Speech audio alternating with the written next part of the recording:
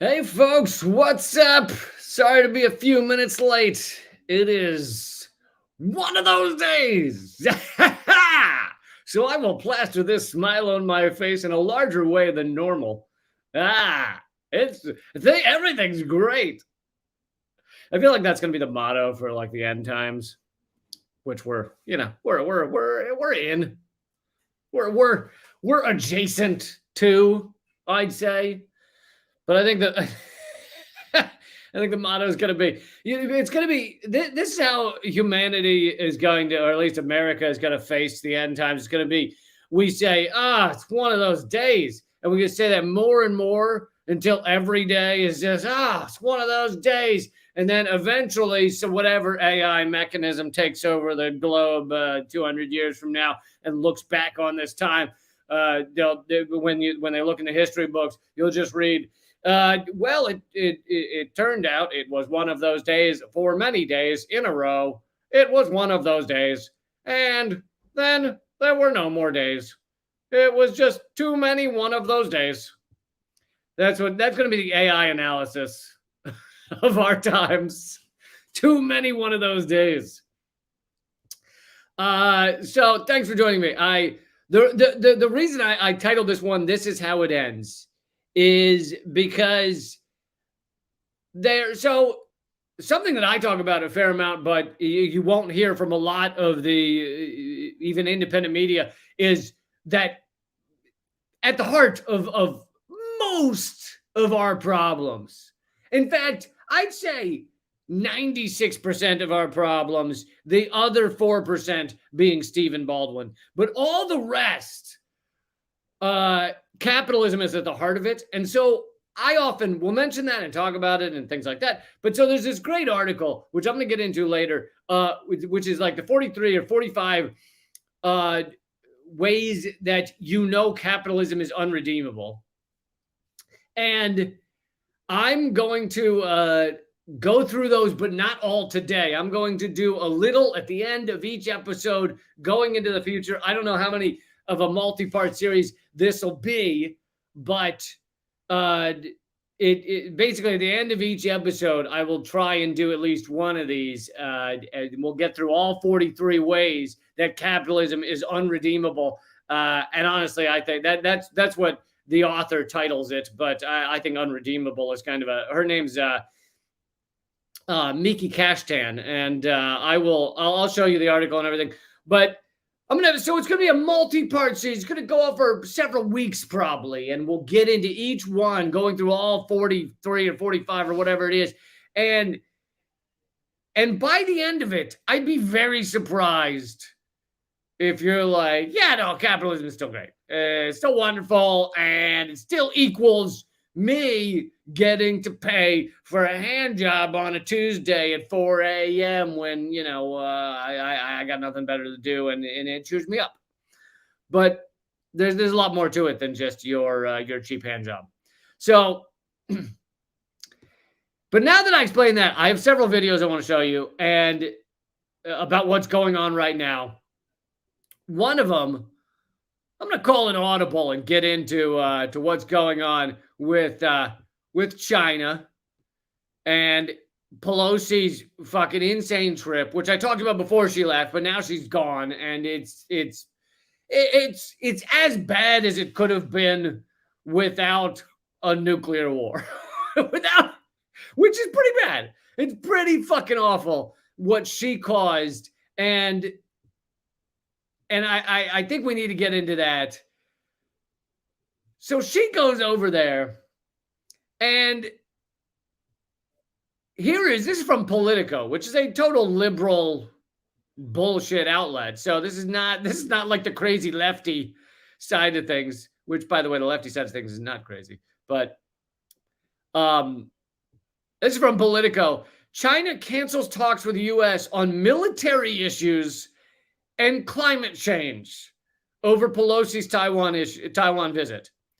Okay, what are the two things that you think we should want China to discuss with us, to be at the table with us? What are the two things that if we want to live more than a few more years, we should want to be communicating with China about? Oh, I'd say probably nuclear weapons and fucking war and climate change. Those are the two things. So now Pelosi has succeeded in fucking stopping diplomacy, the one thing that could actually save us from this shit, this shit storm. The one thing that could actually save us is diplomacy, is sitting down at the table and these fucking sociopaths going, I don't like it when you do this and you don't like it when I do that, but let's come to an agreement and da, da, da, da, da. Them sitting down and coming to a peaceful negotiation on those two issues, and Pelosi has put a stop to them. Pelosi, and of course, this is the entire Biden administration. Pompeo said he would go with her. I don't know if he ended up going or not, but this is our entire political structure. So yes, Pelosi's the face of this thing. Pelosi is the old leftovers macaroni cheese with mold face of this. Of what's happening, but it's our whole political system. There's very few that are speaking out in the correct way against her trip. Now, there's some right-wingers who are like, it shouldn't be Pelosi that's destroying all diplomacy on climate change and military. It should be a Republican that's destroying all communication on climate change and military. So, yes, there's some right wingers saying that, but that doesn't really count as being opposed to this fucking ridiculous clusterfuck. Let's look a little at the article. China on Friday, and of course, I'm sure this will come with a healthy dose of propaganda from Politico. Politico, enjoy your news with a strong dose of propaganda. China on Friday halted its relations with the U.S. on a range of issues, including talks on climate change and military ties and retaliation for House Speaker Nancy Pelosi's visit to Taiwan this week. And by the way, I covered it last week. In case you were curious, Taiwan is part of China. You can want them to be separate. You can want, there's rebels that are in Taiwan. You could say, I want them to cause regime change. If you're a psychopath, you can be up for all that. But you can't deny that Taiwan is part of China.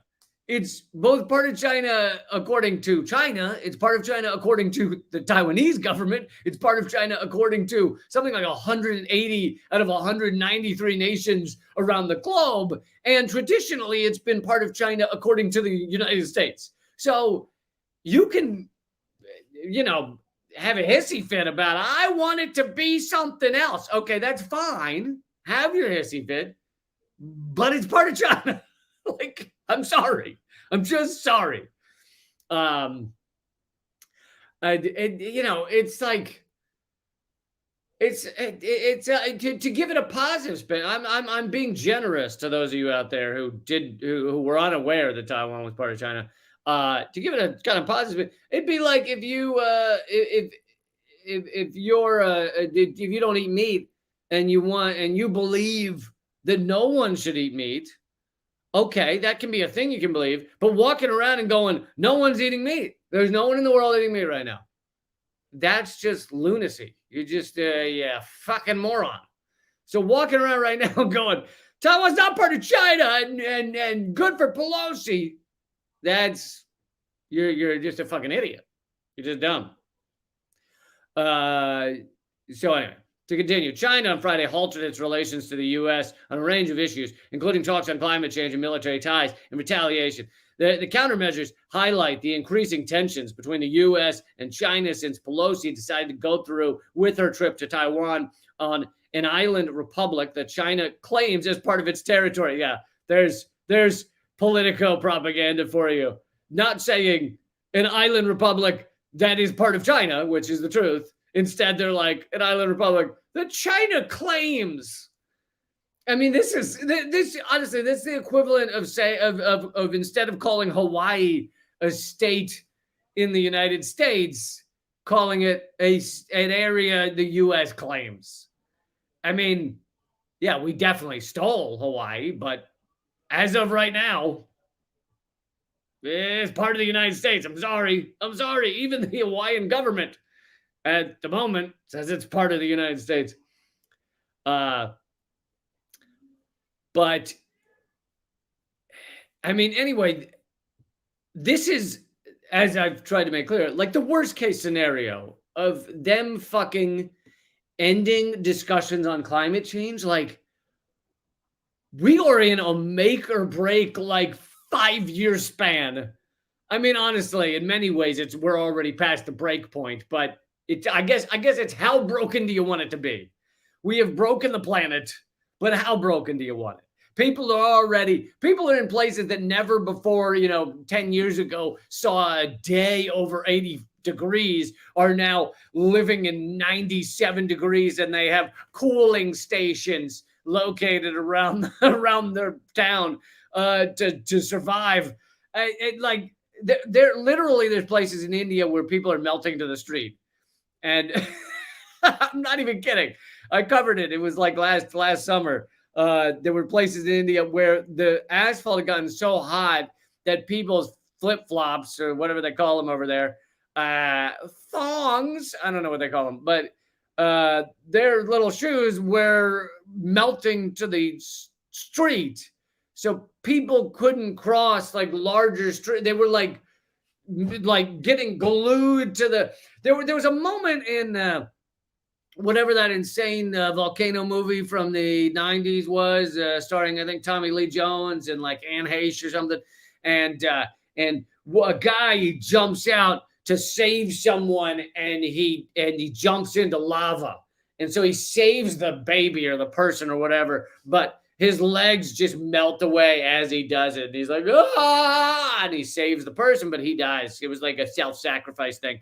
And that's what they're doing in India. They're trying to cross the road, and they're like, ah, and you just see their legs just melt up. It's like, anyway, we're getting to that point, and Pelosi felt it was more important to make a U.S. propaganda fucking new Cold War, fucking brink of nuclear war, fucking neoliberal point by going to Taiwan and only meeting with like rebel factions. She thought that was a better point to make than to sit down with China, the world's largest country and biggest economy, or they're on par with us now, second biggest economy, according to who you ask, rather than sitting down with them and coming to some things we could do to have a livable future. Call me crazy. I want the livable future. Call me fucking nuts.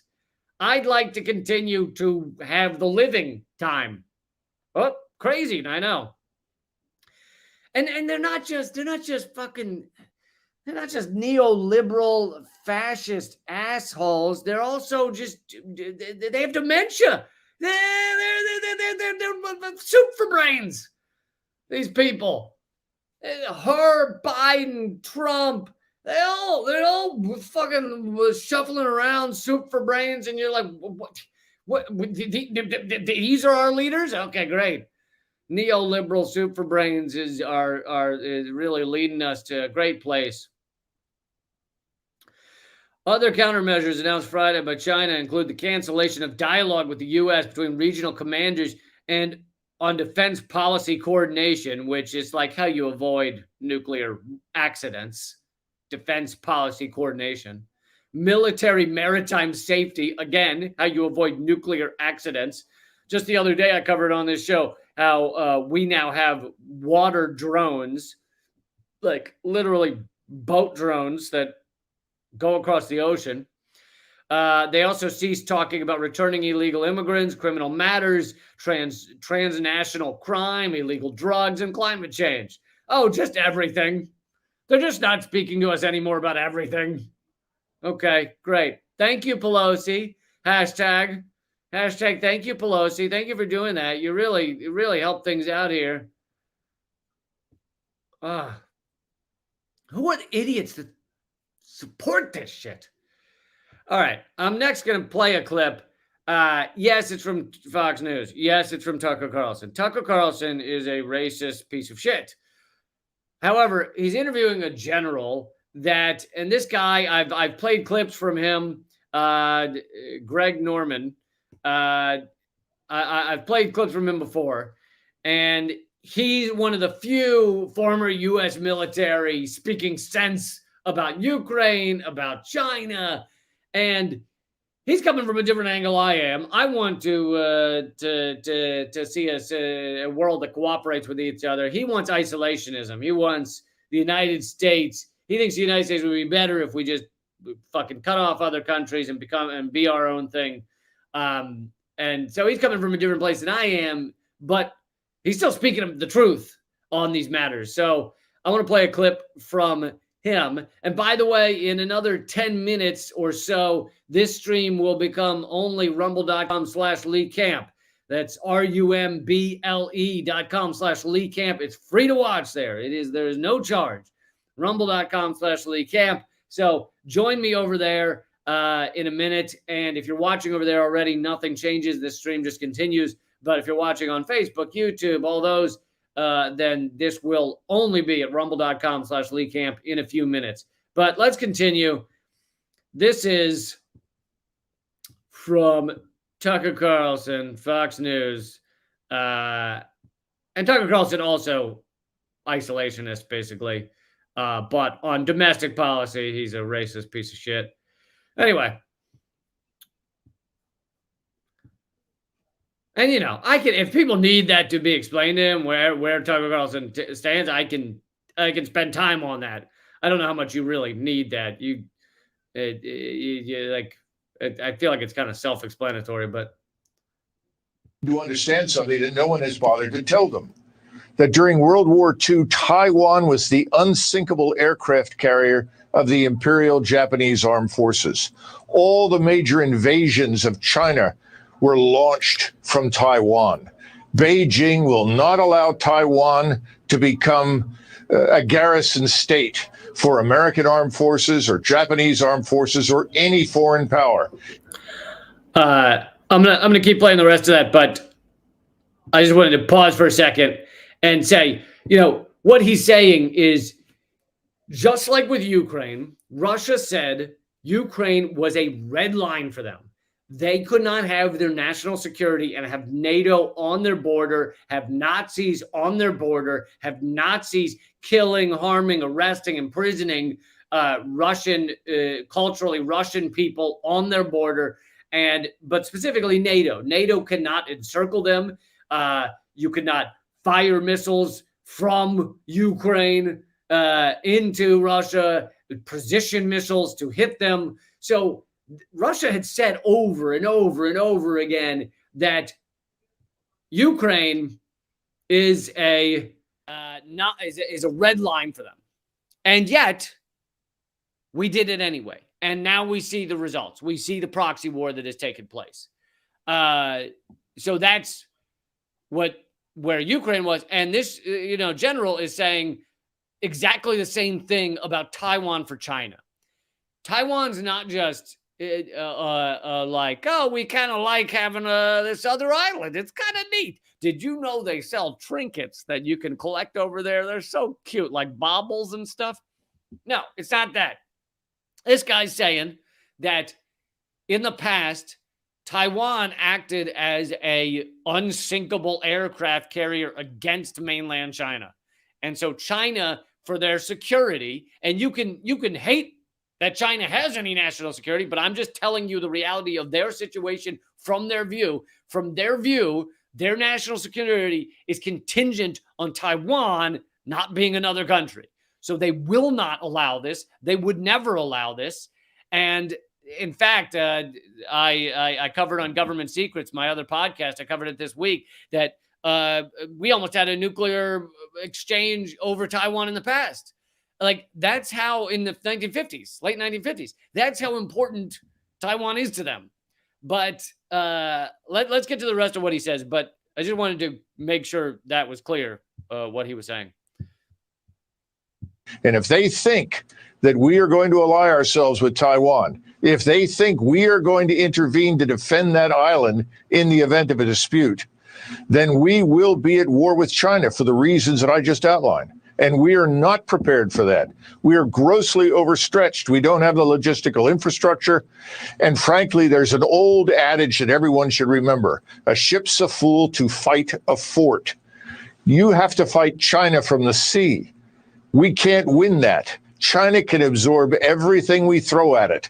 And the Chinese are happy to sit there, let us travel thousands of miles to reach them, and then sink us. So, another important point, and this is why I like to get this type of view from a military veteran who has a very different view on the world than I do. Like, I wouldn't discuss how to successfully go to war with China, but in his mind, he just wants America to win every war. And so he's thinking about how can America best win a war if we were to do one. And his point is, against China, we can't. And that's the position. So we need to understand that if we think that we're going to start firing some, missiles and, encircling China with missiles and using Taiwan as a base to attack mainland China. His point is not going to fucking happen, and we would lose that battle. Now, I don't speak like that because I'm anti-war, so I would be against all of that. But I think it's important to get a kind of another perspective that also thinks that we fucking shouldn't be doing this and that Pelosi's out of her mind. Pelosi and the entire government structure, including the Republicans that supported this insane fucking theater. But I think that's an important point to get.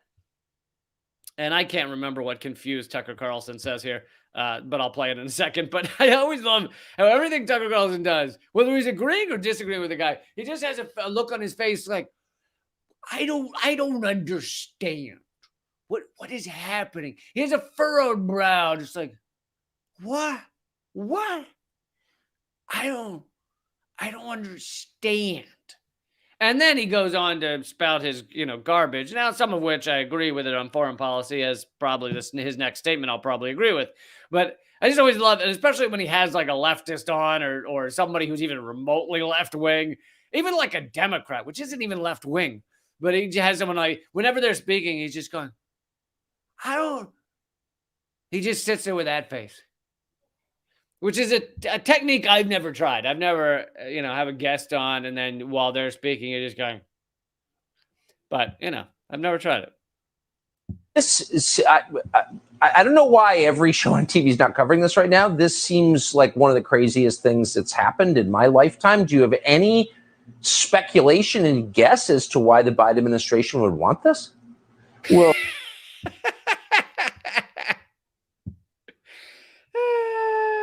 I love the. And here's the thing: is he's not that dumb. He knows enough about this stuff. Now, granted, he may not be smart enough or read the right things to know the truth, which is that the American empire is waning. We have to alienate the Russia-China economic. We're in a great economic split. Russia, China on one half, U.S. and all our feudal states on the other. And we're trying to split them up and alienate them so that they can't have that economic collaboration that then creates this multipolar world. We want a unipolar world of American hegemony. And you'd think Tucker Carlson probably knows that, but I don't know. So the Biden administration and its predecessors, frankly, treated everything that the Russian government said for the last 15 years about Ukraine with complete contempt.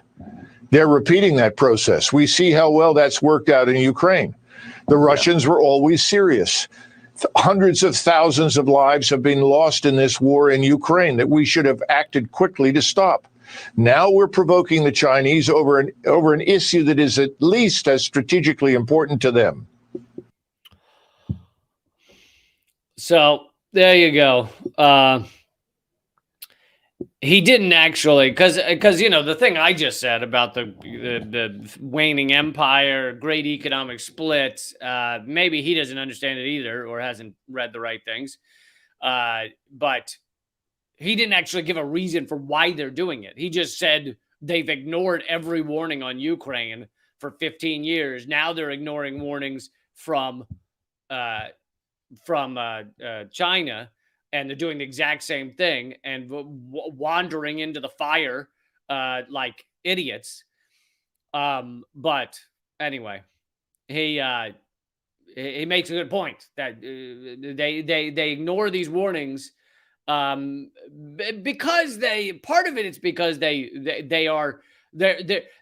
getting high off their own stash. All right, their own stash of ego. There is a large group in the U.S. ruling class that is high off their own stash, thinks that America is completely unstoppable in all ways, that America is exceptionally the best at everything. We have the biggest, most powerful military. We got the biggest, best economy. And so we should just be able to tell every country what to do when we don't like it.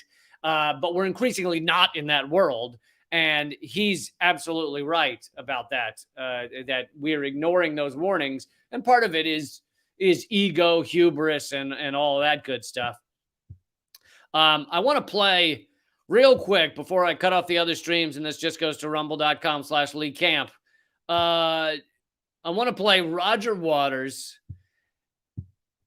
pretty much destroying a CNN anchor. And this is one of these truly horrific garbage CNN anchors, full-on propaganda trash. And Roger Waters, many of you know him, founder of Pink Floyd, lead singer, writer, also one of the top echelon celebrities, one of the most incredible, like politically correct. And I don't mean politically correct, the term. I mean, he is correct about his politics more than like any other, you know, it's like him, Susan Sarandon, and I don't even like, is there anyone else? I don't even know. You know, Viggo Mortensen's pretty good, but on that top echelon, it's like Roger Waters alone, just walking alone up there. You know, Jesse Ventura. Although actually Jesse has some weird politics sometimes. I'm friends with Jesse Ventura. He's a great guy, but you know, like he once said we should only be anyway. That's a tangent. That's a huge tangent. Anyway, let's get into Roger Waters. And I've done a show with Roger Waters one time where I was a free Assange show, and great guy. But here is him just destroying. Max Blumenthal retweeted this. But here is Roger Waters just obliterating this CNN anchor.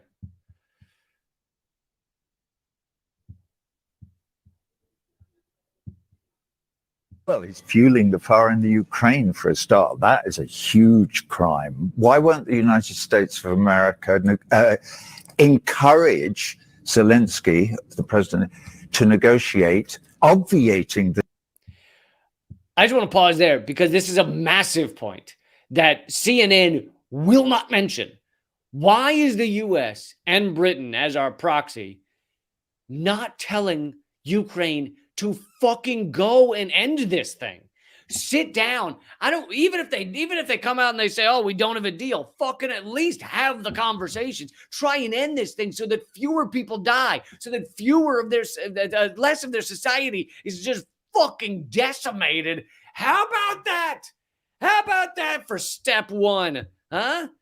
Just fucking just sit down and have the discussion to save lives, man. And CNN can't even say that. But so I wanted to make that clear that even just that sentence is so rare on CNN. So rare. So rare. The need for this horrific, horrendous war that's killing You're blaming. We don't know how many Ukrainians. But you're blaming the party Russians. that got invaded. Okay, now that's a straw man argument that the CNN is trying to undermine what Roger Waters is saying by, it's not quite changing the subject, but it's a straw man argument. You're blaming the victims.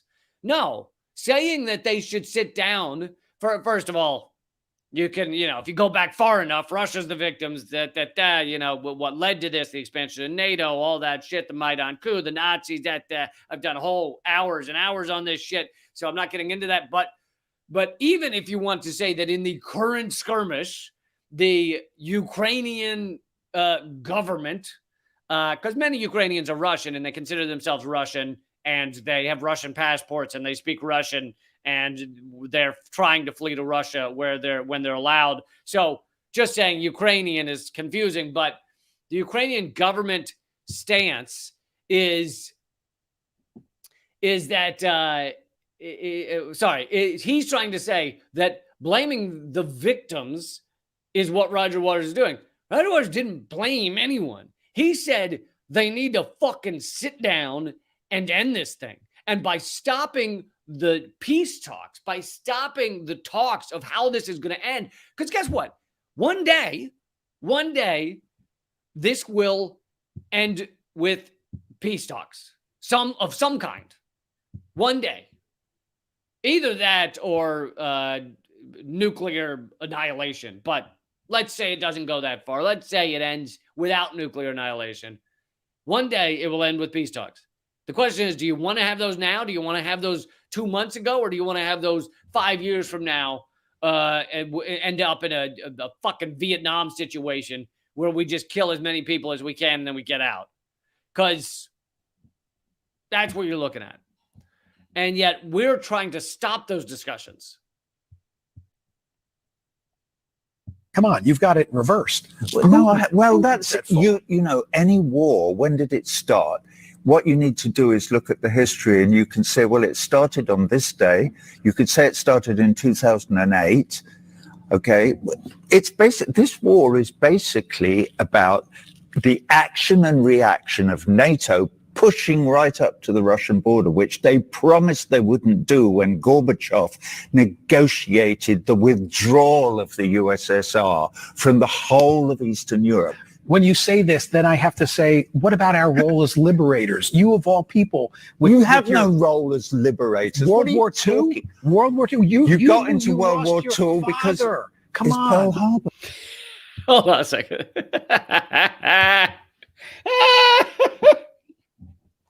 He says, what about our role as liberators? And first of all, he had to go all the way back to World War II to come up with a war where we were the liberators.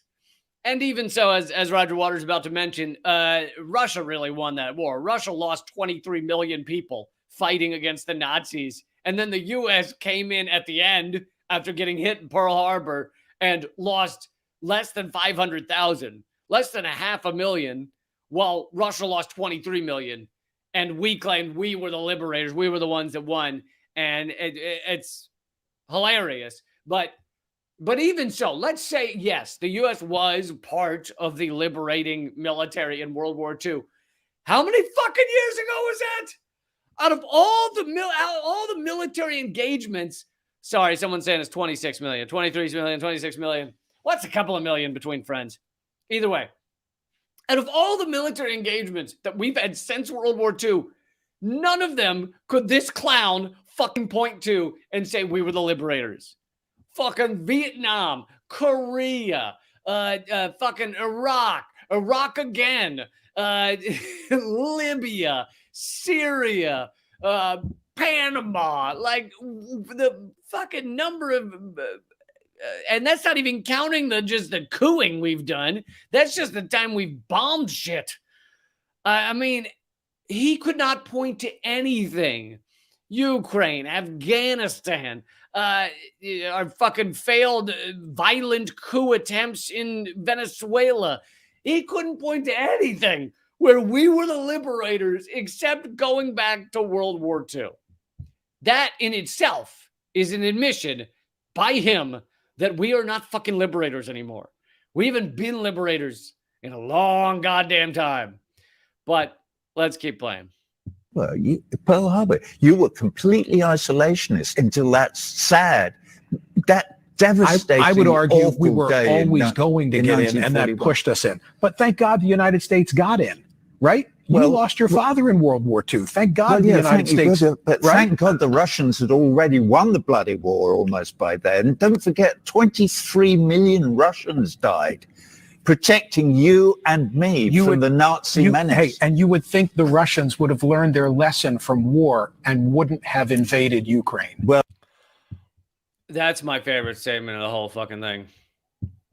And I can't believe, I understand that in the heat of the moment, you don't always realize the correct way to refute just truly idiotic, just globally stupid statements. In the heat of the moment, like if I were sitting in Roger Waters' chair, I don't know that I would always, because you're just going.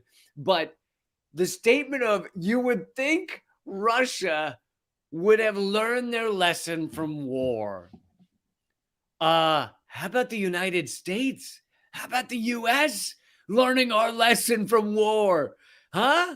How about the fucking number of wars we've had just destroying lives? How about the fact that we pushed to create this proxy war? We haven't learned goddamn shit from war. Other than that, it's good for our economy. Other than that, it's a great money laundering scheme to enrich already ridiculously rich people. That's all we've learned from war. So the idea that he's saying Russia hasn't learned their lesson from war, the fucking U.S.